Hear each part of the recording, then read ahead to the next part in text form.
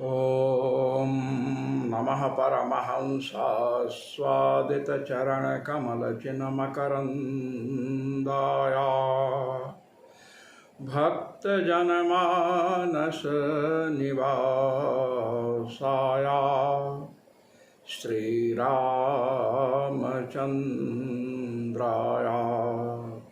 यत्र यत्र रघुनाथकीर्तनं तत्र तत्र कृतमस्तकाञ्जलिं बाष्पवारि परिपूर्णलोचनं मारुतिं नमत राक्षसान्तकम्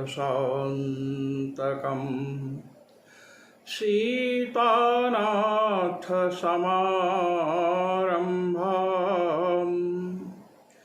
रामानन्दार्यमध्यमाम् अस्मदाचार्यपर्यन्ताम् वन्दे गुरुपरम्पराम् वन्दे गुरुपरम्पराम् सर्वेश्वर श्रीरघुनाथो विजयते तराम। आज हम कठोपनिषद के द्वितीय अध्याय की तृतीय वल्ली के 16वें मंत्र का व्याख्यान करने हेतु सर्वेश्वर श्री रघुनाथ जी महाराज की कृपा से प्रस्तुत हैं। यदा सर्वे प्रभिद्यन्ते हृदयस्य ग्रन्थयः अथ मर्त्यो मृतो भवते तवदनुशासनम्। 15वें मंत्र में बतलाया गया कि जब साधक के हृदय में रहने वाले जितने काम हैं, जितनी कामनाएं हैं, भोगों की लिप्सा है, ये सब समाप्त हो जाती है।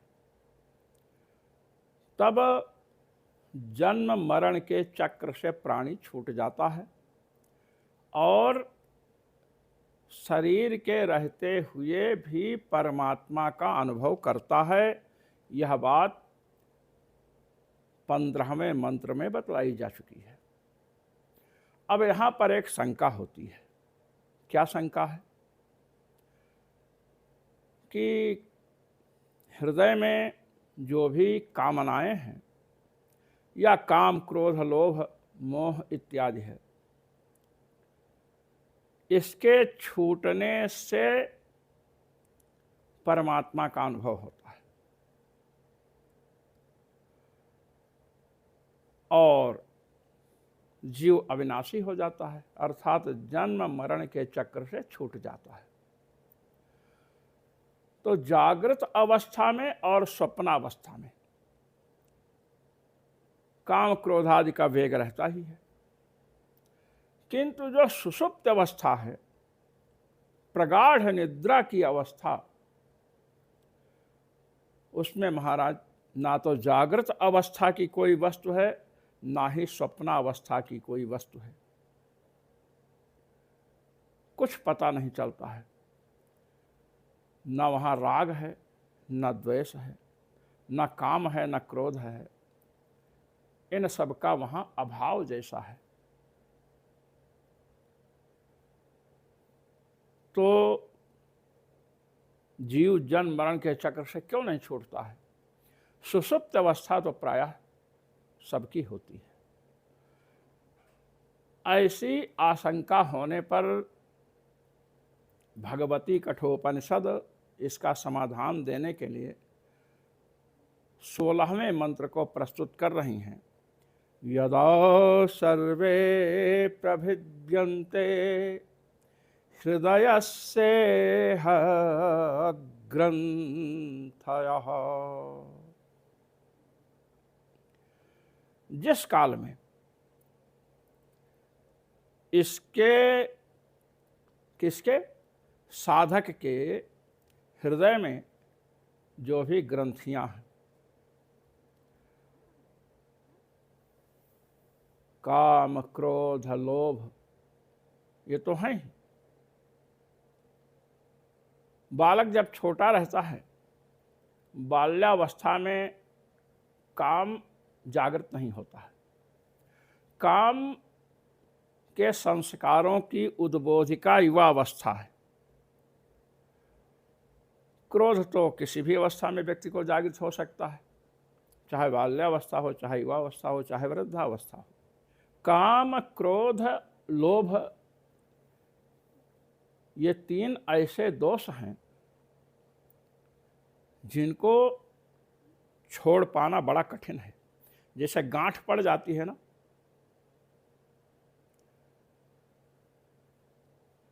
चाहे केस हो, चाहे रस्सी हो, तागा हो, गांठ जब पड़ जाती है तो महाराज उसको छुड़ाना बड़ा कठिन होता है, समय लगता है। तो हृदय में, हृदय ग्रंथि क्या है? जड़ चेतन ही ग्रंथि परि गई, जदपि मृषा छूटत कठिनई। जड़ और चेतन की ग्रंथि। शरीर में अहम बुद्धि है, अहम स्थूलः अहम गौरः, मैं स्थूल हूँ, मैं गोरा हूँ। अहम ब्राह्मणः क्षत्रियो हम, मैं ब्राह्मण हूँ या मैं क्षत्रिय हूँ। इस प्रकार देह में आत्मबुद्धि हो गई है। और ये देहात्म बुद्धि जो है, ये महाराज एक ऐसी गांठ के समान है जो दुर्विमोच्य है। इसको कोई चाहे कि हम शीघ्रता से छुड़ा लें तो शरीर में अहम बुद्धि रूपी ग्रंथि को छुड़ा नहीं सकते। यद्यपि मिथ्या है, फिर भी इसके लिए बहुत मनन और निधिध्यासन चाहिए। आत्मस्वरूप का चिंतन बहुत अधिक होना चाहिए। मैं आपको एक बात बतला दूं कि अनेक साधकों को मैंने देखा है और आप सब अपने जीवन में इसका अनुभव भी कर सकते हैं कि जैसे हम वृद्ध हो गए तो अब हमारे मन में बात आती है कि पहले जैसा भजन साधन नहीं हो पा रहा है। पहले हम 18-18 घंटे बैठते थे, अब हम उतना नहीं बैठ पाते हैं, उतना श्रम नहीं कर पाते हैं, साधना नहीं कर पाते हैं। ये प्रायः वृद्धावस्था को, वार्धक्य को प्राप्त जो साधक हैं उनके हृदय में बात आती है। ये भी बात आती है कि मैं आत्मस्वरूप का चिंतन कर रहा हूँ, मैंने पहले इतना आत्मस्वरूप का चिंतन किया या इतनी तीर्थ यात्राएं मैंने की, इतना मंत्र जप किया, ये सब बातें आज नहीं कर पा रहे हैं। तो एक पश्चाताप जैसे होता है, ग्लानि होती है कि शरीर कैसा हो गया। हम आपके समक्ष यह प्रस्तुत करना चाहते हैं कि ये जो इस प्रकार की बातें आ रही हैं, इनका मूल देहात्म बुद्धि है। शरीर में अहम बुद्धि साधन काल में थी और आज भी है, इसलिए मन में यह विचार आ रहे हैं कि मैंने पहले इतनी साधनाएं की, आज नहीं कर पा रहा हूं।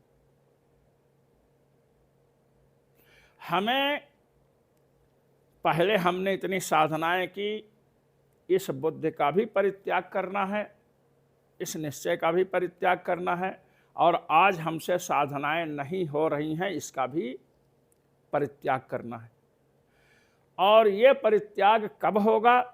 जब हम अपने को शरीर से भिन्न अनुभव करना आरंभ करेंगे, मनन करें इसके लिए कि मैं शरीर नहीं हूं।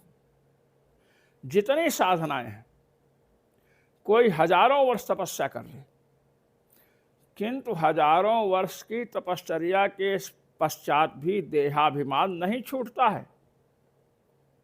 बड़े बड़े ऋषियों में विवाद देखा जाता है, बड़े बड़े ज्ञानियों में, बड़े बड़े ब्रह्मज्ञानियों में विवाद देखा जाता है। ब्रह्म की चर्चा करते हैं, भगवान की चर्चा करते हैं, किंतु महाराज देहाभिमान छूटना बड़ा कठिन है। और इसका मतलब क्या कि भगवान के भजन में शक्ति नहीं है कि हम देहाभिमान छोड़ें? भजन में तो परम शक्ति है, किंतु हमने भजन को आत्मचिंतन में सहकारी कब माना?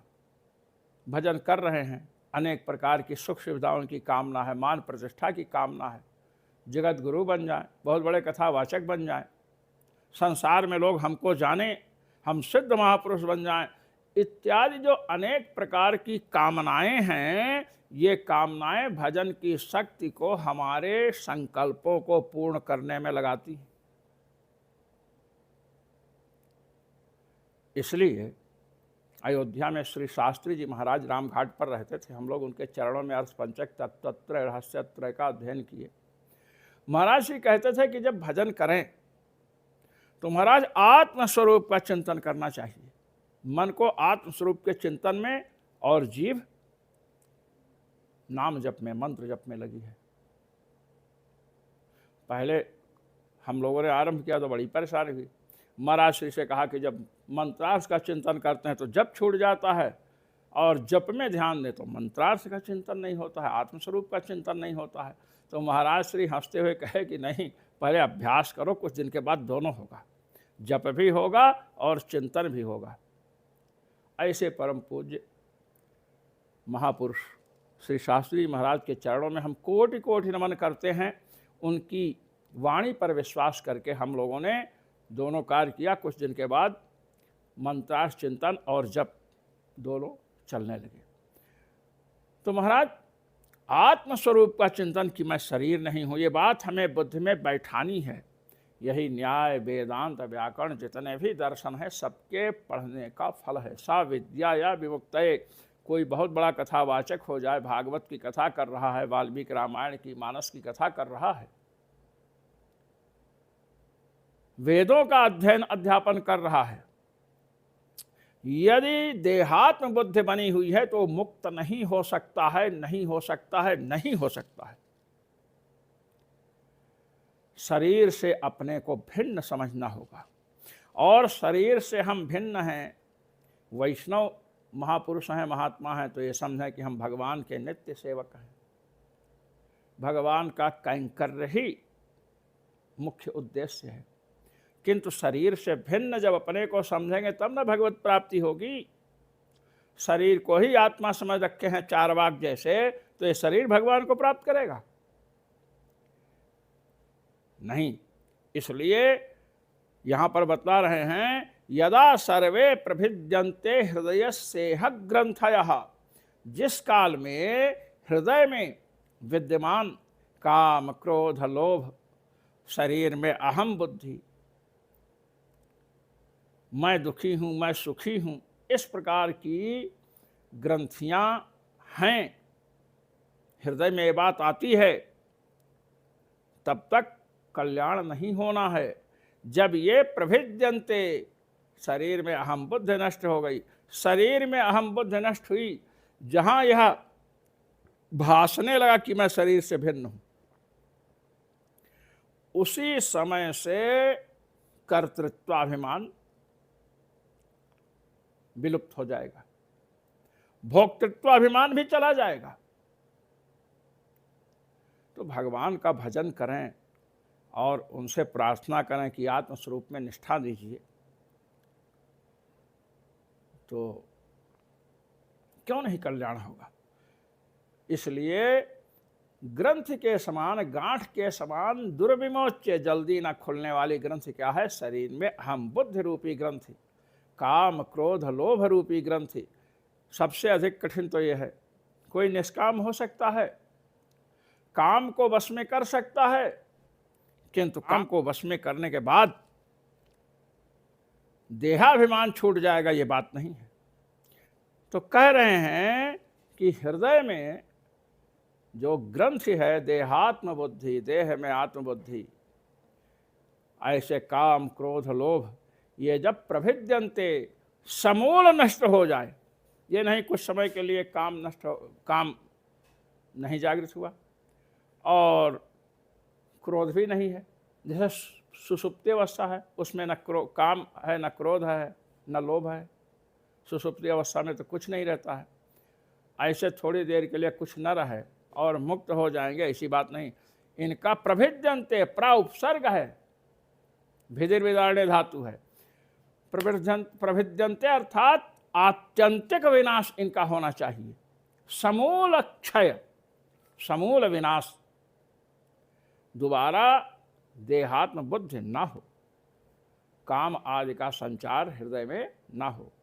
तब कहते अथ मर्त्यो अमृतो भवति।